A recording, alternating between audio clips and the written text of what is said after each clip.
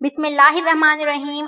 अस्सलाम वालेकुम। कबीला रब की एक लड़की एक लड़के पर आशिक हो गई। इश्क का भूत दोनों के सर पर चढ़कर नाचने लगा।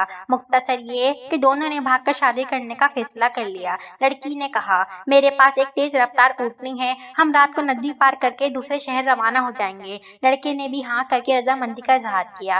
रात के पिछले पहर वक्त मुकर्ररा पर दोनों नदी के किनारे इकट्ठे हो गए। लड़की बोली, मैं ऊँटनी पर सवार होती हूँ, तुम इसे पीछे से हाँकते हाँकते नदी पार करो, फिर ऊपर बैठ जाना नदी पार करके। लड़के ने कहा, मगर ऐसा क्यों, मैं भी तुम्हारे साथ ही बैठ जाता हूँ, हाँकने की क्या जरूरत है, खुद ब खुद चल तो रही है। लड़की ने कहा, इसका बाप भी हमारा पालतू ऊँट था, इसकी आदत थी कि वो बीच नदी में जाकर बैठ जाता, पानी देखकर मस्त हो जाता और मारने पीटने पर भी ढीठ बना रहता। ये ऊँटनी भी पानी में जाकर बैठ जाती है, आदत है इसकी भी, तो इसलिए तुमसे कह रही हूँ, इसको पीछे से हाँकते जाना, फिर नहीं बैठेगी और हमारा वक्त बच जाएगा। हम सुबह होने से पहले शहर से दूर निकल जाएंगे। लड़के ने कुछ देर लड़की के चेहरे पर नजर गाड़ी रखी और फिर ठंडा लंबा सांस लिया, जैसे कोई पुख्ता इरादा कर चुका हो, और बोला, हम भागकर शादी नहीं करेंगे, मुकद्दर हुआ तो निकाह हो जाएगा, नहीं तो जो रब की रजा, तुम वापस अपने घर चली जाओ। लड़की ने कहा, मगर क्यों, अचानक क्या हो गया तुम्हें? इस पर लड़के ने कहा, इस ऊँटने के बाप की खसलत इसमें मुंतकिल हो गई, तो क्या मेरी खसलतें मेरी बेटी और आने वाली नस्ल में मुंतकिल नहीं होंगी?